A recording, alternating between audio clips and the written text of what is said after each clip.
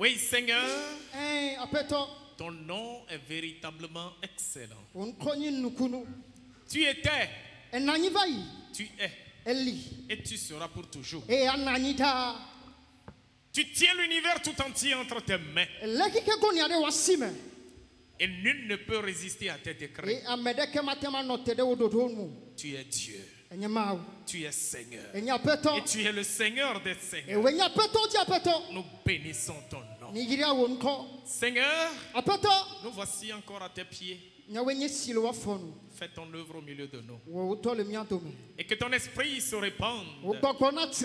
Et que les cœurs soient rapprochés. Merci de transformer notre être en changeant notre mentalité. Merci de nous inspirer au Seigneur et que ton esprit parle. Béni sois-tu, Seigneur, pour ta présence au milieu de ton peuple. Au nom de Jésus. Amen. Amen. Bien-aimés dans le Seigneur, nous vous souhaitons tous la cordiale bienvenue dans la maison de votre Père.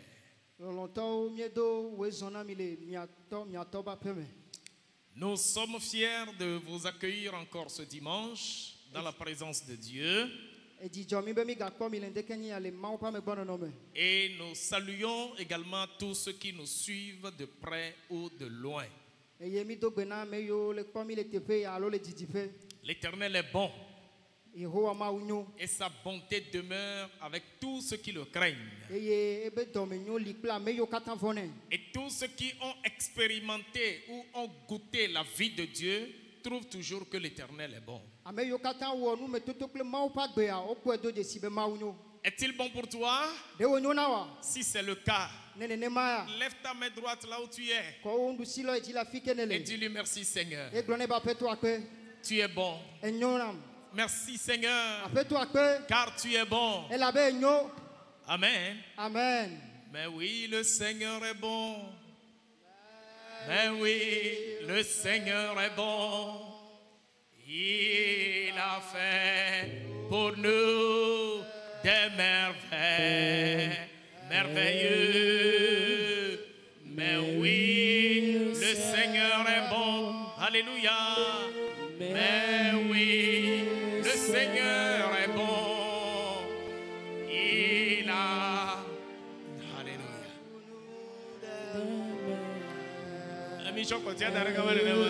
Alléluia. Mais oui, le Seigneur est bon. Il est bon. Mais oui, le Seigneur, je vais lui chanter. Je vais lui chanter mon amour. Oui, le Seigneur est bon pour nous. Et nous chanterons toujours son amour. Sa bonté demeure pour nous et pour toute notre génération. Amen. Amen. Alléluia. Amen. Nous sommes fiers de notre Dieu, car il est la source de toutes nos provisions. Si nous vivons pour le Seigneur. Si nous mourons, nous sommes pour le Seigneur. Quoi que nous vivions, quoi que nous mourions, nous sommes au Seigneur. Romains 14, le verset 8. Romains, le chapitre 14, le verset 8. Et 2 Corinthiens, chapitre 8, les 5 premiers versets. Voilà les passages qui meubleront notre méditation de ce jour. Romains 14, 8. Et 2 Corinthiens 8, 1 à 5. Romains chapitre 14, le 8e verset. Car si nous vivons, nous vivons pour le Seigneur. Ah oui. Et si nous mourons, nous mourons pour le Seigneur. Soit donc que nous vivions, soit donc que nous mourions, nous sommes au Seigneur. Alléluia. Amen. 2 Corinthiens chapitre 8, du 1er au 5e verset.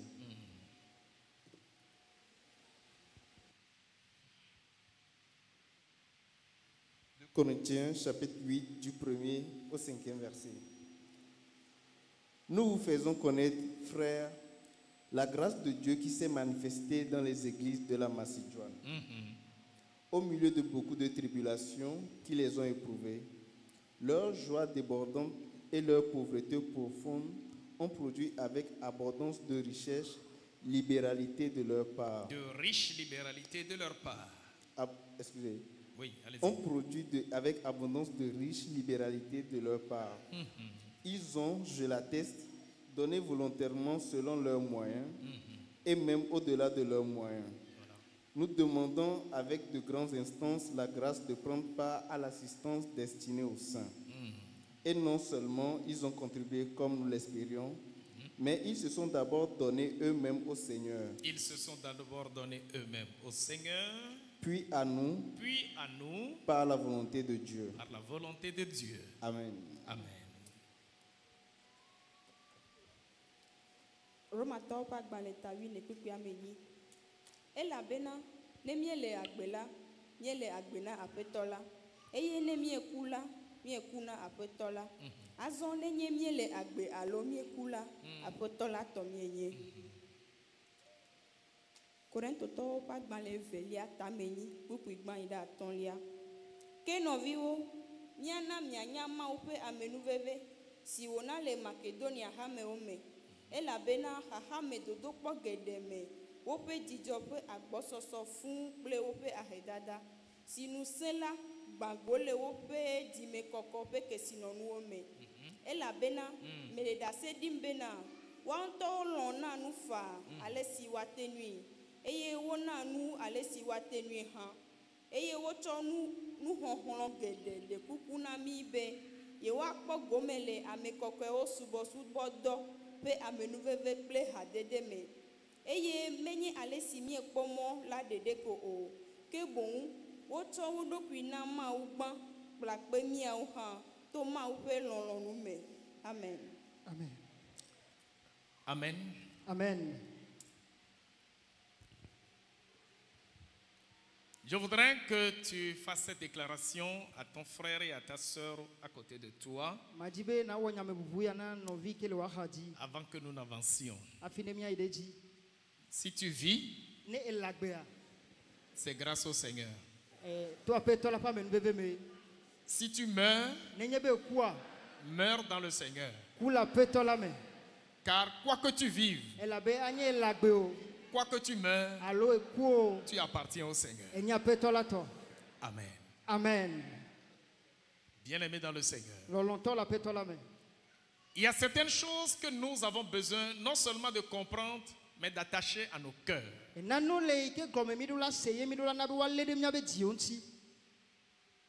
Notre vie dans ce monde ne tient qu'à un seul prix.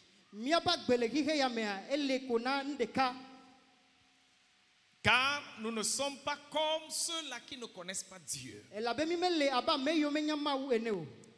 Nous sommes des croyants, nous sommes des chrétiens, nous sommes ceux-là qui comprenons que nous venons de quelque part et nous allons quelque part.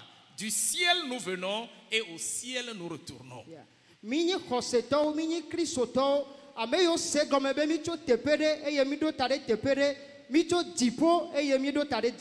Notre vie ne tient qu'au ciel. Nous venons du ciel. Nous avons été nés du ciel.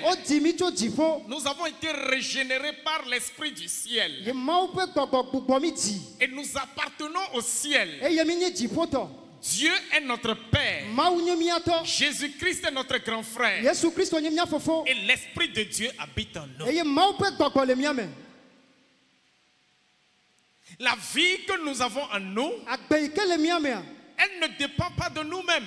Elle vient de Dieu. Et c'est Dieu qui dans sa vie habite en nous.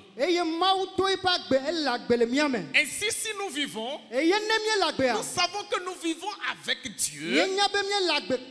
Parce que Dieu par sa vie vit en nous. Nous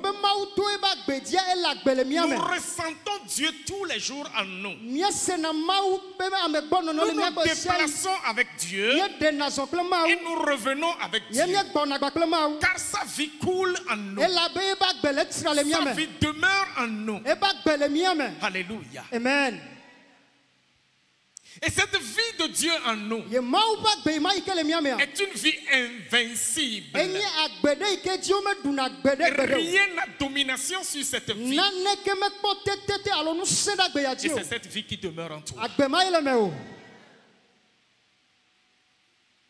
Amen.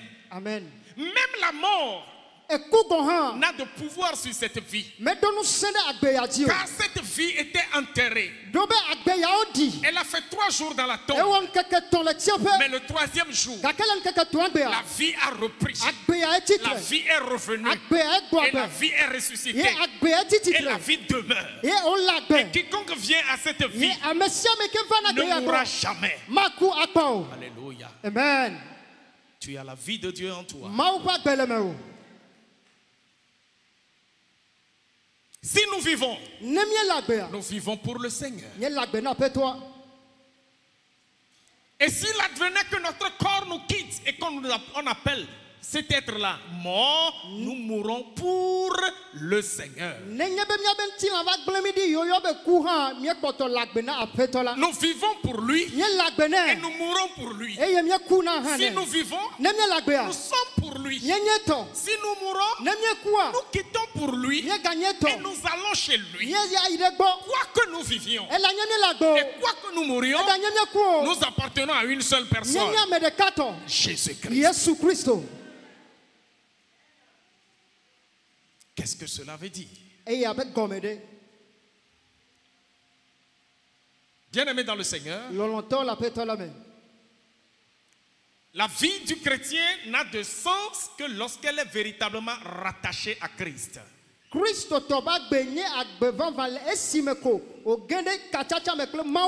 Il a dit, je suis le vrai cep. Et mon père est le vigneron. Et vous, vous êtes les sarments. Vous êtes collés à ma personne. Vous êtes branchés sur ma personne. Vous dépendez de moi. Et moi, je pénètre votre vie. C'est moi qui coule en vous. Alléluia. Amen.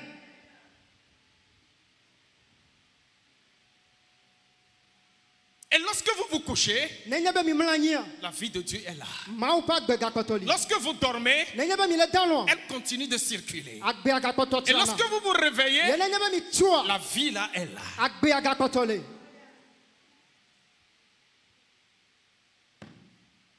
Waouh. Bien-aimé, quand vous avez cette vie en vous, rien ne vous bloque. Rien ne vous limite. Elle est tellement forte et puissante que tout obstacle devant elle ne saurait lui résister. Tu as la vie de Dieu en toi. Si tu vis, c'est cette vie qui coule en toi.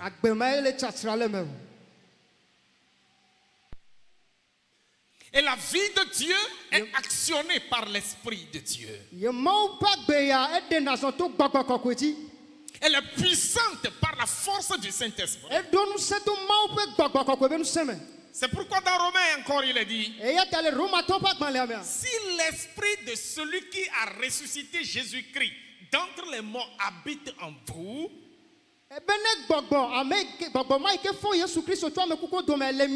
alors celui qui a ressuscité Jésus-Christ d'entre les morts rendra vie à vos corps mortels par son esprit qui habite en vous.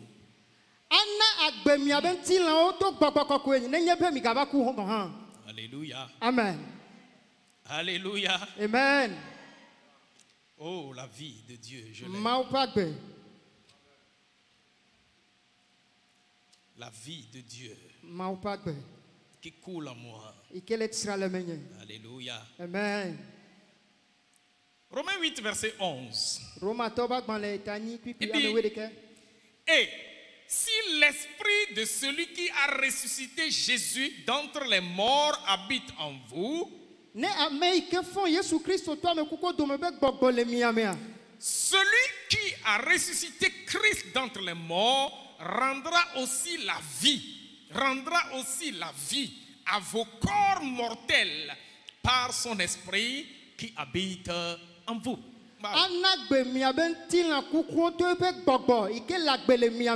Qu'est-ce que cela veut dire? Bien-aimé dans le Seigneur, la vie de Dieu en toi, je le disais, est actionnée par la puissance du Saint-Esprit.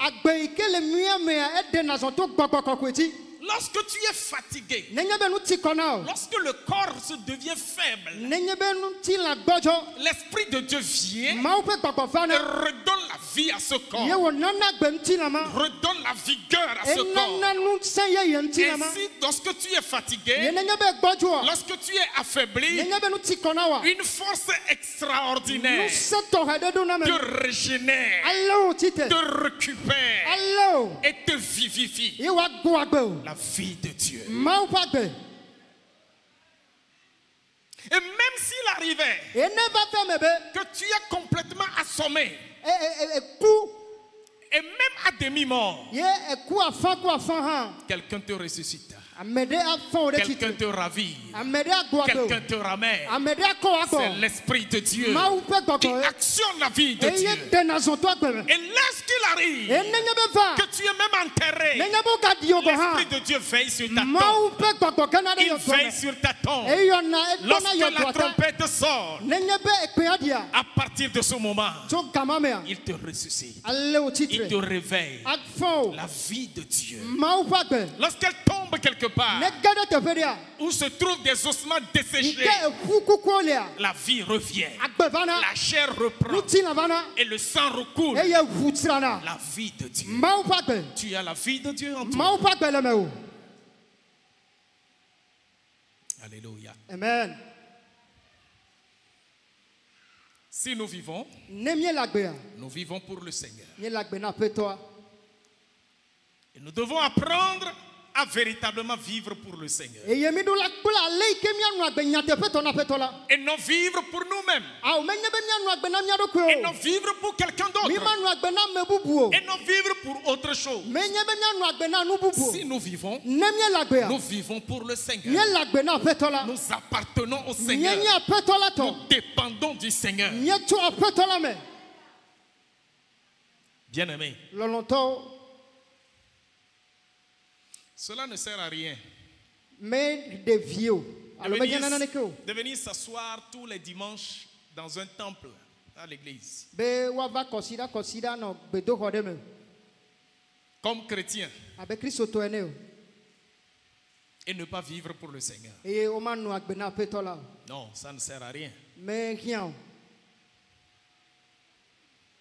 Mais lorsque tu viens comme chrétien, c'est que tu affiches devant le ciel et la terre, devant Satan et les démons, devant les anges de Dieu, que tu appartiens à Dieu et que tu ne vis que pour lui. Tu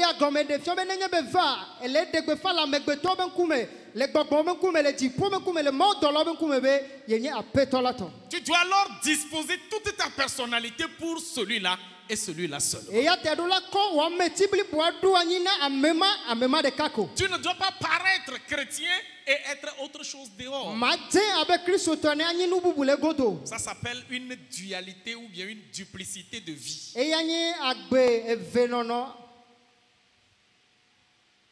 Si nous vivons pour le Seigneur. Notre vie doit être totalement fondue dans la vie de Dieu.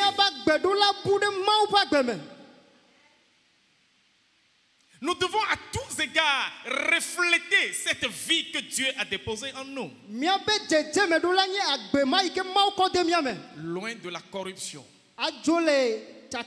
Loin du mensonge. Loin de l'iniquité. Loin de l'idolâtrie. Loin de l'adultère. Loin de comment vous appelez pour les jeunes là? De la fornication. Nous devons nous éloigner de tout cela. Hier dans ma méditation, je voyais l'Ecclésiaste dire quelque chose.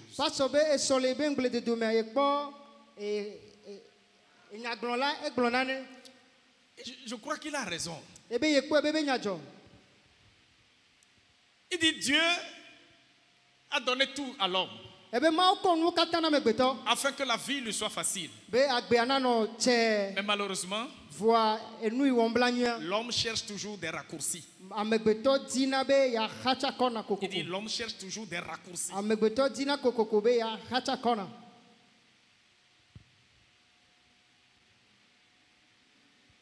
Lorsque tu vas dans un sens, alors que la parole de Dieu demande d'aller dans un autre sens, c'est des raccourcis que tu cherches. Ça.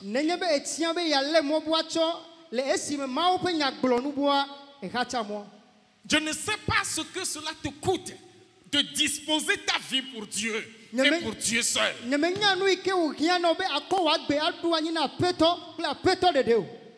Tu te mélanges et tu gondoles toi-même tes voix.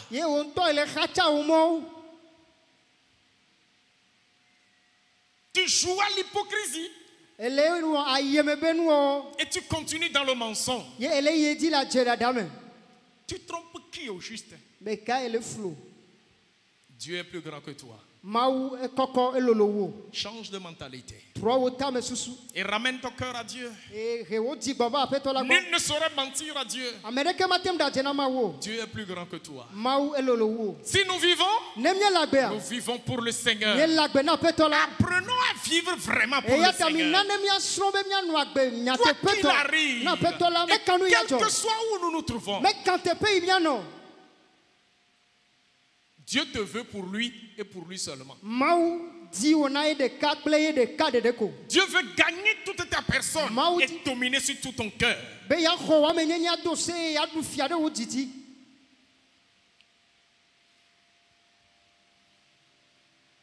Lorsque tu affiches autre chose, alors que tu es autre chose, Dieu te voit. Ce n'est pas ça, vivre pour le Seigneur. Si nous vivons pour le Seigneur. Nous devons entièrement nous donner à Dieu. Et apprendre à dépendre totalement de lui. En vivant dans la sainteté, dans la sanctification, dans la pureté, dans la justice, dans la sincérité, en développant l'amour qui éloigne de la haine, de la colère, de l'animosité. Si nous vivons pour le Seigneur. Vivons pour le Seigneur. Vivons pour le Seigneur. Amen.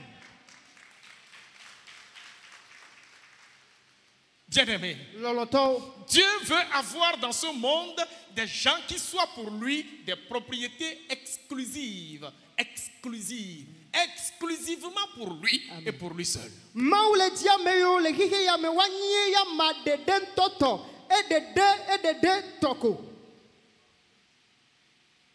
Ce que le monde trouve impossible, Dieu veut qu'on vienne trouver cette possibilité en toi. Amen. Amen. Et nous,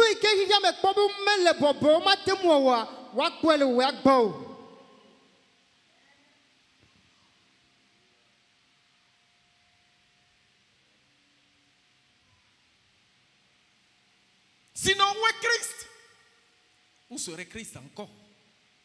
Dieu veut que le monde trouve encore que Christ est vivant. Christ est d'actualité. Qu'on peut toucher Christ. Amen. Qu'on peut embrasser Christ. Amen. Qu'on peut suivre Jésus avec certitude. Amen.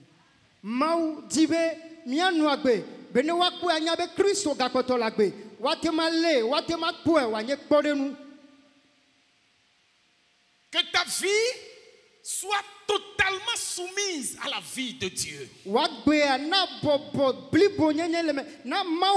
À telle enseigne que lorsqu'on voit ta vie transparaître, qu'on ne trouve en rien de différence avec la vie de Dieu qui est en toi.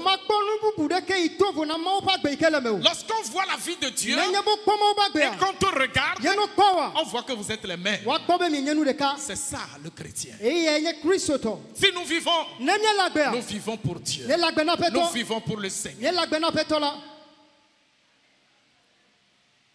Et quand tu vis pour ton Seigneur, tu es tout, il est tout pour toi et tu es tout pour lui. Et tout ce que tu as et tout ce que tu es, vous êtes à lui. Amen. Alléluia. Amen. Mais quand tu vis à moitié pour Dieu, quand tu vis au quart pour Dieu, c'est-à-dire quand une partie de ta vie n'est pas contrôlée par la vie de Dieu, alors tu vas ressembler à quelque chose de bizarre.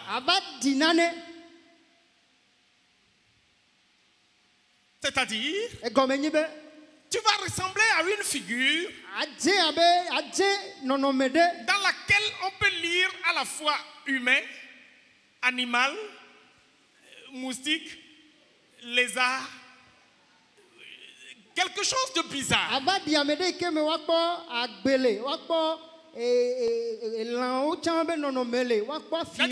on voit un peu la vie en toi, mais on trouve un peu la mort aussi.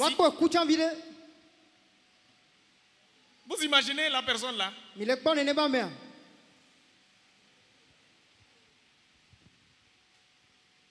Parce que parfois ton comportement va ressembler à celui d'un singe. Fiovi tonton. Pourquoi? Parce que tu sautes partout et dans tout.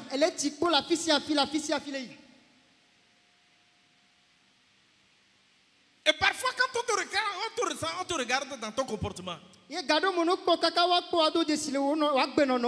n'es pas loin du serpent. Parce que tu mélanges et tu mélanges tout le monde et tu mélanges tout le monde.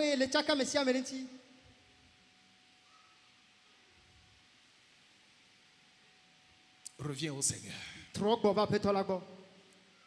Reviens au Seigneur. Ce qu'il veut de toi, c'est que sa vie seule coule en toi.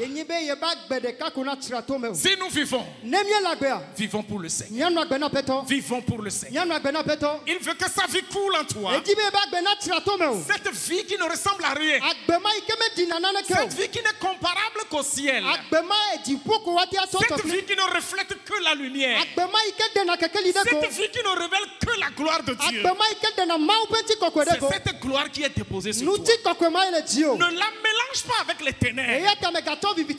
Ne la croise pas avec l'iniquité. Non. Ce serait mal fait. Reviens. Reviens. Cette vie ne fait que couler l'amour. L'amour inaltérable. L'amour qui n'a pas de limite. L'amour qui ne connaît pas la haine. L'amour qui éloigne la colère. L'amour qui n'est que amour. Amen. La vie de Dieu. Si nous vivons, vivons pour le Seigneur. Je disais tantôt que quand cette vie est en toi, tout ce que tu disposes est aussi pour le Seigneur. Au premier siècle, surtout au début du christianisme, vous savez bien que avant l'an 30, le christianisme n'était pas sur la terre.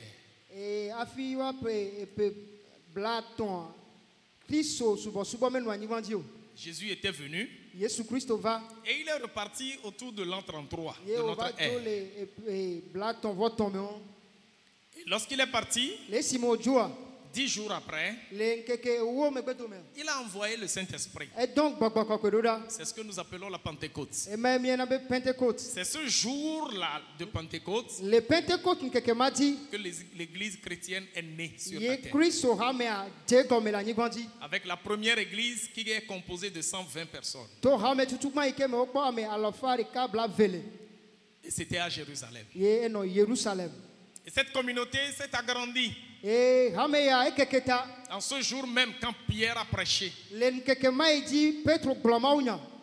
3000 personnes sont ajoutées à la communauté des 120 personnes. Et selon que le Seigneur leur a indiqué, ils sont allés un peu partout annoncer la bonne nouvelle.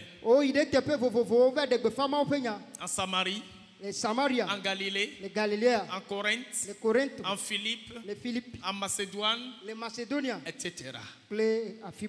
La communauté des chrétiens à l'époque était très solidaire. Et l'amour entre les frères n'avait pas de frontières. Il y avait la sincérité dans cet amour. Ce que nous souhaitons encore pour l'Église de Dieu aujourd'hui. Mais il est arrivé un moment où là où l'Église a commencé, c'est-à-dire le siège, le berceau du christianisme, c'est-à-dire à Jérusalem, il y a eu un grand problème qui était arrivé. Une grande famine s'est abattue. Et les chrétiens d'alors souffraient tant de la persécution que de la famine. Et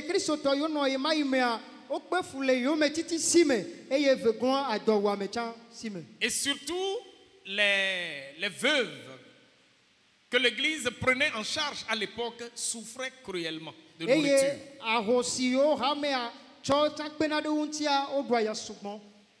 Et lorsque les informations sont parvenues aux oreilles de l'apôtre Paul, il a pris la décision de mobiliser les autres communautés chrétiennes pour venir en aide à la communauté chrétienne de Jérusalem. Et toutes les communautés, en tout cas les églises de ces milieux, ont été favorables, très sensibles à l'appel de Paul.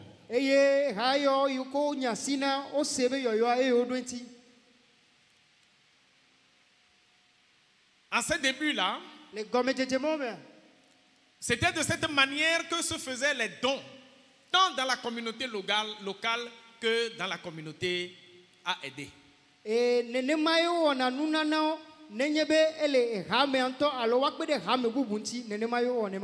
Galates ont donné. On a envoyé ça à Jérusalem. Les Philippiens ont donné. On a envoyé à Jérusalem. Les Samaritains ont donné. On a envoyé à Jérusalem. Pour soutenir l'église de Jérusalem.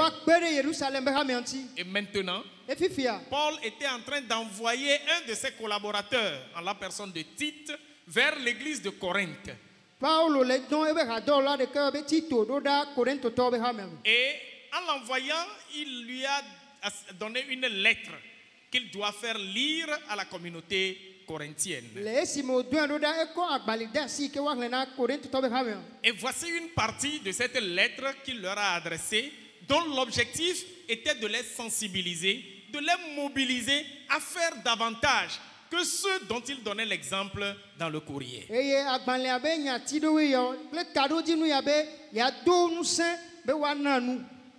Voici ce qu'il disait.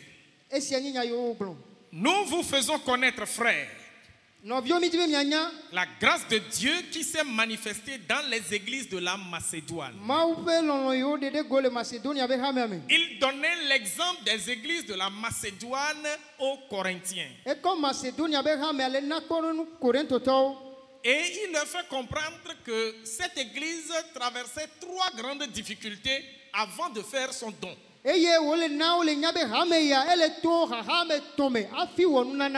Voici les 3 grandes difficultés. Il dit au milieu de 1, beaucoup de tribulations qui les ont éprouvées. 2, ils ont eu une grande pauvreté profonde. Mais malgré ça, ils ont la joie débordante. Ils ont la joie débordante. Malgré la difficulté, les tribulations, les persécutions qui s'abattaient sur eux.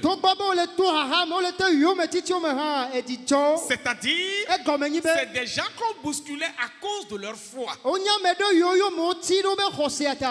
empêchait d'adorer librement. On les persécutait à cause du fait qu'ils suivent Jésus.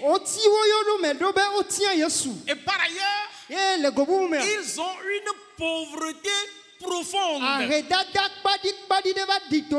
C'est-à-dire, quand tu les regardes, toi-même tu auras pitié d'eux et tu auras même envie de leur donner. Mais c'est à ces gens-là aussi qu'on demande de soutenir Jérusalem.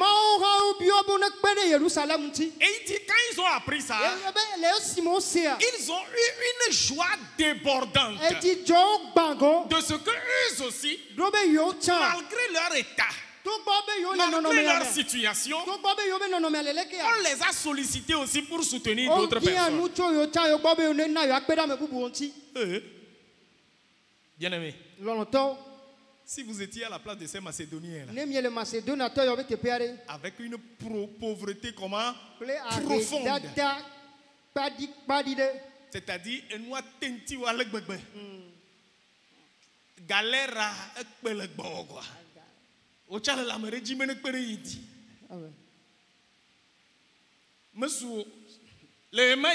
en ce moment, tu es en train de souffrir à cause de ta foi. Et en ce moment précis, on vient vers toi. Donne pour aider le ministère, l'œuvre. Donne quelque chose pour fortifier l'œuvre. Si c'est aujourd'hui, si tu regardes la personne, tu vas lui dire, regarde-moi bien. Alléluia. Amen. Mais malgré cet état-là, on les a sollicités. On dit ils ont trouvé une joie débordante. Et maintenant, qu'est-ce qu'ils ont fait? On dit, ces trois choses-là ont produit quoi? Avec abondance de riche libéralité de leur part. Cela a produit de riche libéralité de leur part. Pendant qu'ils n'avaient pas, ils ont donné et on a qualifié de leur don riche libéralité. Mon frère, ce n'est pas quand tu as seulement que tu peux donner. Mais c'est plutôt quand tu n'en as pas que Dieu teste ta capacité de donner. Quand tu n'en as pas, quand tu penses que tu n'en as pas, c'est en ce moment que Dieu t'attend. Donne. Donne. Et il verra comment tu donneras. Souvenez-vous de Jésus. En son temps, quand il rentre dans la synagogue et quand le moment des quêtes arrive, lui-même va et il se tient devant le tronc et il vous attend pour venir donner. Et quand tu mets des temps là, il voit ce que tu donnes, il te regarde aussi et il te laisse partir. L'autre vient, il donne, il regarde ce qu'il a donné, il voit son visage et il le laisse partir. Et la Bible dit que lui, il connaît ce qui est dans notre cœur. Il maîtrise toute notre situation. Il connaît l'homme jusque dans ses entrailles. Un grand riche est venu. Il a bien retroussé ses manches. Et il a mis son 10 000 dedans. Jésus l'a vu. Et il l'a regardé. Il dit vas-y. Et une vieille aussi est arrivée. Elle danse tout doucement. Et elle vient, elle glisse 3 francs. Jésus l'a vu, a regardé son visage, elle a laissé partir. Et quand ils ont fini de faire la quête, Jésus dit, mettez ça de côté. Et il parle maintenant à la foule. En vérité, je vous le dis, la dame de 3 francs là, elle a donné plus que tout le monde ici. Pourquoi?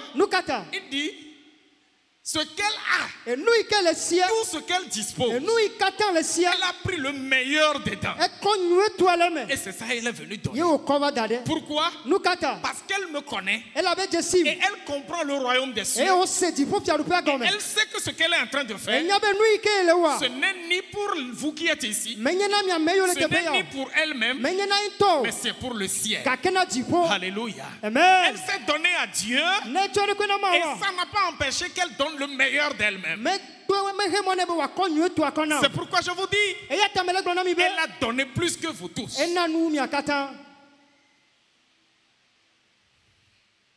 L'autre fois quand nous étions à Bangui, là, on nous a sollicité le dimanche pour aller prêcher dans leurs églises. Il se trouve que je dois me rendre dans la même église que le pasteur Saram Ankou, le vice-président national des Assemblées de Dieu. Je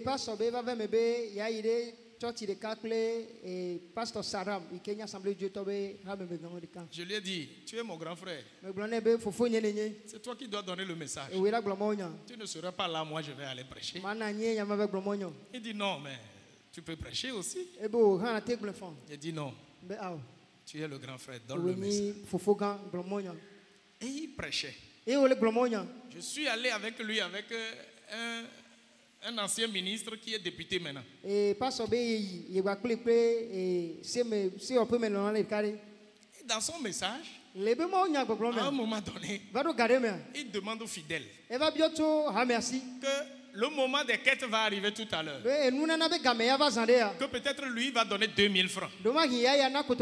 Mais d'imaginer, si ce député à côté de lui aussi donne 2000 francs, est-ce qu'il aura bien fait? Et il dit ça là, on s'appelle Ametafutafu. Il dit pourquoi? lui, il en a plus que lui. Et donc, chacun doit donner proportionnellement à sa bénédiction. Et que si lui il donne 2000, que le député là doit donner 20 000. Que s'il ne donne pas 20 000, ça veut dire qu'il n'a pas bien fait. Est-ce qu'il a menti? C'est lui qui a dit ça. J'ai trouvé qu'il n'a pas tort. Jésus contrôlait les dons dans le tronc, connaissant la capacité de chacun d'entre nous. Tu es dans ce temple et chaque fois quand tu viens dans l'église, tu prépares des pieds de 500 là. J'ai l'impression que parfois les gens prennent le fer, comment l'appelle-t-on? Fer là,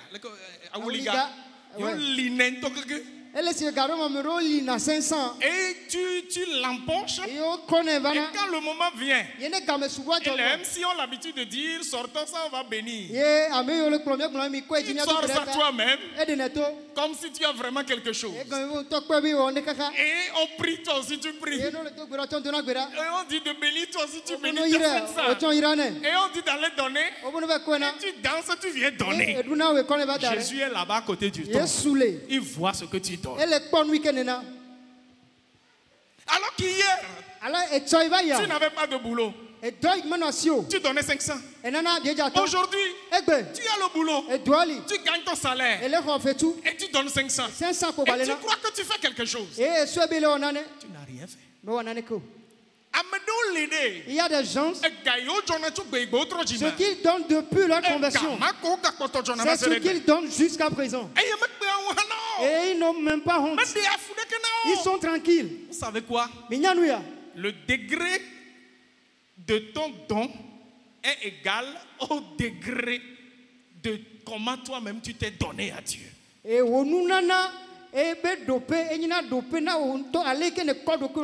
Si tu t'es donné au quart, tu donneras au quart. Si tu t'es donné à moitié, tu donneras à moitié. Mais si tu t'es donné entièrement à Dieu et que tu dépends vraiment de la vie de Dieu, tu donneras le meilleur de toi. Écoutez ce que les Macédoniens ont fait. Eux qui étaient appauvris, en tout cas ils ont une pauvreté profonde et qui sont bousculés par la persécution. Ils ont eu la joie débordante d'être sollicités pour la cause du royaume. Verset 3. Ils ont, je l'atteste, donné volontairement selon leurs moyens, et même au-delà de leurs moyens. De leurs moyens. Vous imaginez? Ils ont même donné au-delà de leurs moyens. Verset 4. Nous demandons avec de grandes instances la grâce de prendre part à l'assistance destinée aux saints.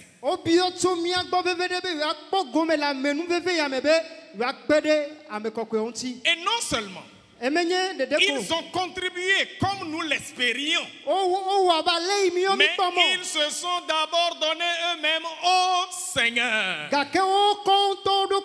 se sont d'abord donnés eux-mêmes au Seigneur. Bien-aimé dans le Seigneur, donne-toi au Seigneur. Livre ta vie au Seigneur. Confie-toi entièrement au Seigneur. Apprends à dépendre du Seigneur. Car si tu vis, tu dois vivre pour le Seigneur. Un jour tu mourras. Tu dois mourir pour le Seigneur. Quoi que tu vives, quoi que tu meurs, tu appartiens au Seigneur. Donne-toi entièrement au Seigneur. Et si tu te donnes au Seigneur, si tu abandonnes ta vie au Seigneur, ce que tu es et ce que tu as appartient au Seigneur. Et alors quand tu vas donner, donne-toi comme tu t'es donné toi-même au Seigneur. Et plus tu donnes le meilleur de toi,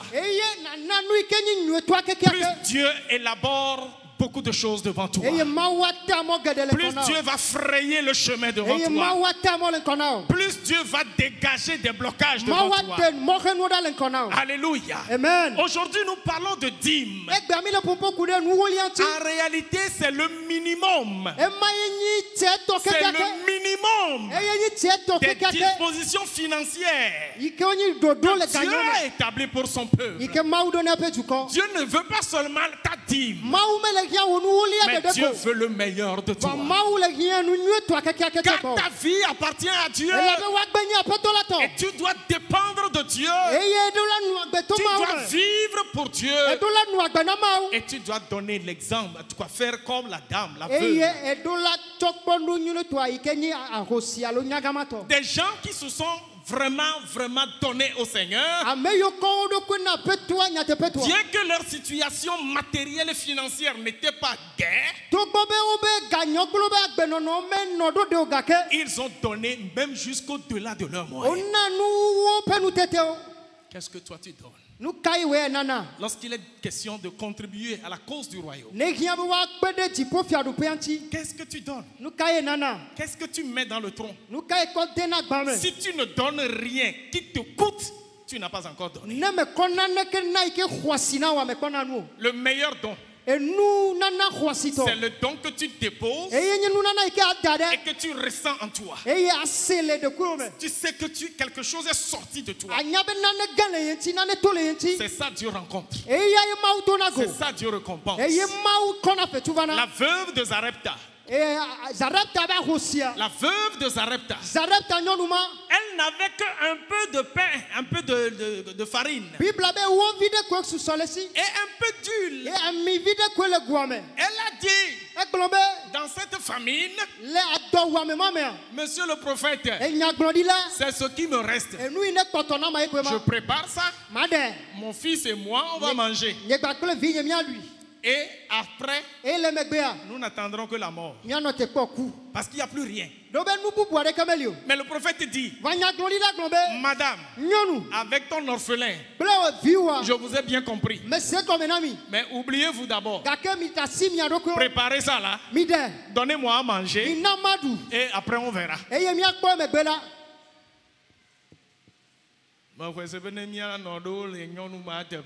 Je crois que si certains de nos mamans étaient à la place de la veuve, ils diraient que ce prophète est un sorcier. C'est un sorcier. Mais parce que la dame s'est donnée au Seigneur, et que la dame croyait en l'Éternel son Dieu, et reconnaissant dans le prophète la vie de Dieu, il dit, j'obéirai à ta parole. Elle a préparé, elle a donné au prophète, et devant elle et son enfant, le prophèète a bien bêté. Il a demandé de lui donner de l'eau à boire. Et on dit faut bon.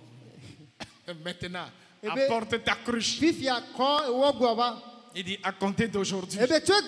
À compter d'aujourd'hui, la farine ne finira pas dans cette cruche. La farine ne finira pas dans cette cruche. Et l'huile ne finira pas dans ce cruche. Et jusqu'à ce que cette famine de 3 ans et demi n'ait duré, la vieille a toujours à manger dans sa maison. Et elle en donnait à d'autres encore. Bien aimé, c'est quand tu n'as pas que Dieu t'attend. Donne le meilleur de toi, en considérant Dieu et en considérant son œuvre. Alléluia. Amen. Ils ont donné au-delà de leurs moyens. C'est ce que Dieu veut de toi. Bien-aimé, lorsque nous avons la vie de Dieu en nous, rien ne nous arrête. Personne ne nous bloque. Parce que cette vie en nous, elle coule dans toutes les dimensions. Jésus l'a clairement dit. Il dit la vie que je vous donne, elle est comparable à cette eau que je vous donne. Lorsque vous serez abreuvé de cette eau, vous n'aurez plus soif. Au contraire, des fleuves d'eau vive couleront de votre sein. Couleront de votre sein. Ce que tu donnes, c'est un point de contact entre toi et Dieu. Alléluia. Amen. Ce que tu sèmes dans la maison de Dieu, c'est un point de contact entre toi et Dieu. Tel tu donneras, tel tu seras béni. Et tel tu donneras, tel tu seras retardé dans ta bénédiction. C'est une question de révélation. Donner, c'est une question de révélation. Amen. Amen. Anyway, moi, j'ai dit dans ma vie, Seigneur, je ne serai pas l'homme d'hier. Je ne serai pas quelqu'un de la dernière saison. Plus tu me donneras, plus je donnerai. Alléluia. Amen. Et il y a certains montants que je ne peux plus tenir entre mes mains pour approcher la trompe, le trône de Dieu dans la maison de Dieu. Ce n'est pas possible. Ce n'est pas possible.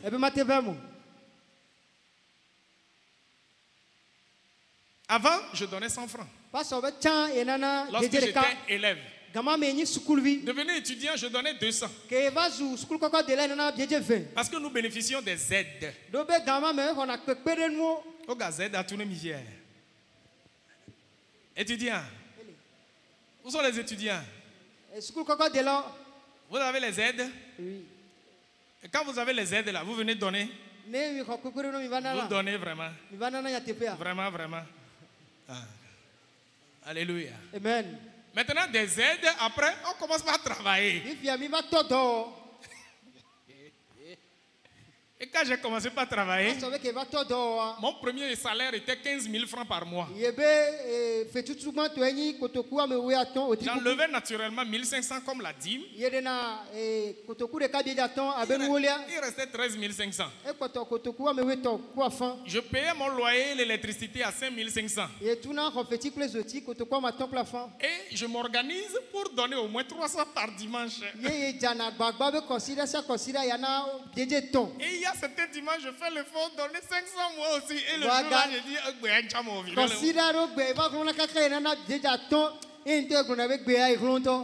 après, mon employeur a augmenté mon salaire à 25 000 francs par mois.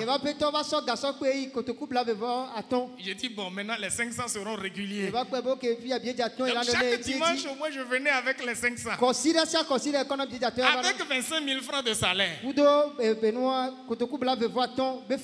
Plus tard, on m'a amené à 45 000 francs. Je dis, ça avance. Alléluia. Amen. Imagine ce que je peux donner avec 45 000 francs. En vérité, j'ai continué longtemps avec les 500. Alléluia. Amen. Alléluia. Amen. Praise the Lord. Alléluia. Mais un dimanche, j'ai encore pris les 500 là. Quelque chose me dit. Oh, Charlo, les 500, toi aussi, tu joues les 500 tous les jours. Tu n'es plus à 25 000 quand même. On va tout blave voir toi là. Et tiens, oui, c'est vrai. Et je vais penser à augmenter. Et le jour là, j'ai donné 1000 francs. Et Le jour-là, c'était très fort pour moi. Moi aussi, j'ai pris 1000 francs comme ça. J'ai mis ça dans le trône de Dieu. Oh, c'était waouh. Alléluia. Amen. Aujourd'hui, je ne suis plus à 45 000. Je ne suis plus à 2 fois 45 000. Mais chaque fois que je donnais, j'avais la foi que je semais en Dieu. Et chaque fois que je libérais ma dîme, je dis, Seigneur, je crois avoir payé mon assurance chez toi. Alléluia. Amen. Aujourd'hui, je récolte ces fruits. Et plus je les récolte, je dis plus je donnerai encore. Alléluia. Amen. Et quand ça sort de moi, et que ça me coûte, alléluia. Amen. Ça ne tarde pas. Le Seigneur donne, il multiplie, il remplit le gosier, et il remplit la fosse encore, et ça déborde. C'est pourquoi je crois que je serai toujours dans l'abondance. Alléluia. Alléluia. Ainsi sera-t-il pour quiconque obéira à cette parole. Bien-aimé, change ce que tu donnes. Fais plus que ces Macédoniens. Donne-toi entièrement à ton Dieu. Et donne plus que ce que tu penses. Change tes dons à compter d'aujourd'hui. Amen. Amen. Cette église ne peut pas donner ce que vous donnez par dimanche. Je dis non. Tourne-toi vers ton frère. Dis-lui, cette église doit grandir dans ses dons.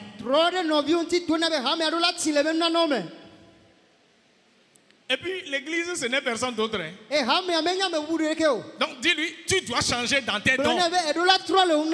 Dis-lui ça, dis-lui. Je veux que tu le dises à 4 personnes. Tu dois changer dans tes dons. Tu dois changer dans tes dons. Tu dois changer dans tes dons. Tu dois changer dans tes dons. Alléluia. Amen. Amen. Qui a la vie de Dieu en lui? Je veux voir qui sont ceux-là qui pensent qu'ils ont vraiment la vie de Dieu en eux. Agissez selon la vie de Dieu. Car si nous vivons pour le Seigneur. Nous devons vivre pour le Seigneur. Et si nous mourons, nous devons mourir pour le Seigneur. Quoi que nous vivions, quoi que nous mourions, nous sommes au Seigneur. Et parce que nous sommes vivants, nous agirons pour le Seigneur. Alléluia. Amen. Qui est prêt pour agir pour le Seigneur? Oh, acclamez le Seigneur pour vos vies. Élevez-vous, nous allons prier. Nous allons prier parce que nous avons une nouvelle mentalité. Et nous avons changé notre façon de faire. Et Dieu agira individuellement dans nos vies. Surtout dans la vie de ceux qui ont des oreilles pour entendre. Car si nous vivons pour le Seigneur. Nous vivons pour le Seigneur. Nous vivons pour le Seigneur. Et nous agirons pour le Seigneur. Alléluia. Amen.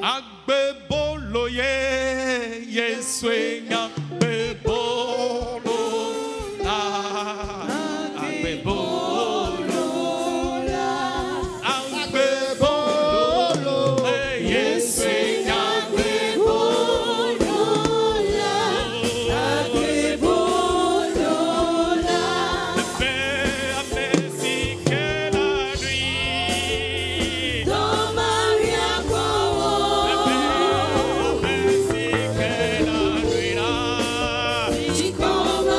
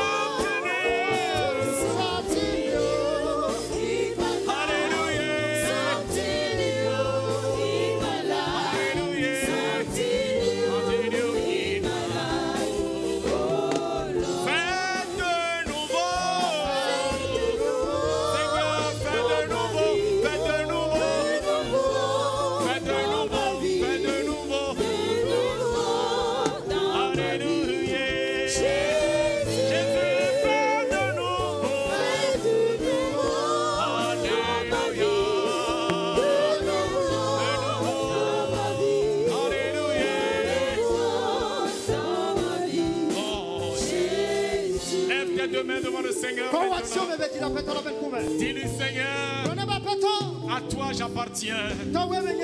Ah, Seigneur, je me donne à toi. Je veux me livrer à toi. Je veux totalement m'abandonner à toi. Je veux entièrement dépendre de toi. Dépendre uniquement de toi. Car si je vis, je ne veux vivre que pour toi. Je ne veux vivre que pour toi. Seigneur, prends ma vie ce matin. Prends contrôle de ma vie ce matin. Seigneur, prends contrôle de mon âme ce matin. Prends contrôle de mon corps ce matin. Je me donne à toi. Je m'abandonne à toi. Je me livre à toi. Seigneur, tout ce que j'ai, je te le donne. Tout ce que j'ai, je le mets à ta disposition. Car tu es ma vie. Tu es ma vie. Tu es tout pour moi. Seigneur, je veux devenir comme toi. Je veux vivre comme toi. Je veux penser comme toi. Je veux percevoir comme toi. Je veux appréhender comme toi. Seigneur, je te livre ma vie. Je m'abandonne à toi. Seigneur, je ne veux vivre que pour toi. Accorde-moi ta révélation. Accorde-moi ta révélation. Accorde-moi ta révélation afin d'agir selon toi. Afin de marcher selon toi. Afin de vivre selon toi. Seigneur, que ta vie coule à moi. Que ta vie coule à moi. Seigneur, je veux vivre pour toi. Je ne veux vivre que pour toi. Seigneur, je me livre à toi. Je m'abandonne à toi. Seigneur, je veux que ta vie coule à moi. Que ta vie coule à moi. Que ta vie coule à moi. Que ta vie coule à moi. Ta vie de sainteté. Ta vie de justice. Ta vie de pureté. Seigneur, je veux vivre pour toi. Je veux vivre pour toi. Seigneur, tu es ma vie. Et que ta vie domine ma vie. Seigneur, que ton esprit prenne contrôle de ma vie. Que ton esprit prenne contrôle de ma vie. Je veux marcher la main dans la main avec toi. Seigneur, entre tes mains je me donne. Confie-toi à lui. Confie-toi à lui. Confie-toi à lui. Confie-toi à lui maintenant. Confie-toi à lui maintenant. Tout ce qui est en toi et tout ce qui est à toi, confie-le lui.